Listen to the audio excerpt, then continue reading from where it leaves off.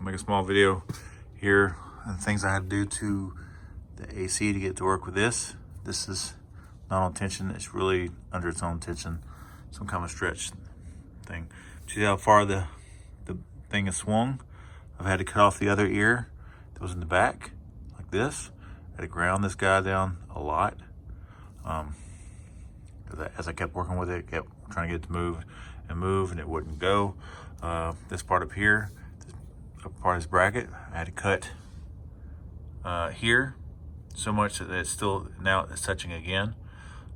Basically it's in a jam, cocked over that way, up as close to the motor as it's going to get. Still got plenty of room for my turbo drain, which is, I mean, it's loose, but it's not loose. But it is still more of a 45. Once it gets over this hump here of where the AC is straight dump off into the 90 off into that right there, the cover. Before I noticed when this thing was so far down is this, I couldn't even get the tire to turn all the way in. I thought it was turned all the way in, but what it was doing is actually the nut here was up against here and digging into the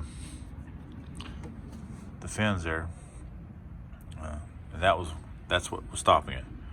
I didn't realize it until I was down here looking at other things and noticed these two were touching, because I was trying to make sure I had enough clearance between the turbo and the tire while it was turned.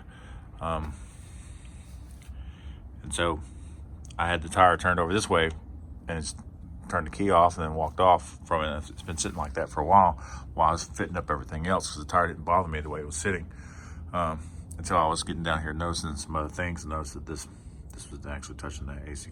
So now that I got that handled, I wouldn't say it's handled, but what I'm gonna do is basically put it through, a nut through here, and it's going to capture on the back side of this right here, and I'll keep it from falling in if this ever gets loose. That way it's not slowly creeping out and back into this and digging into it, because then that would suck. And it's only going to touch when I'm full lock anyway. That was it.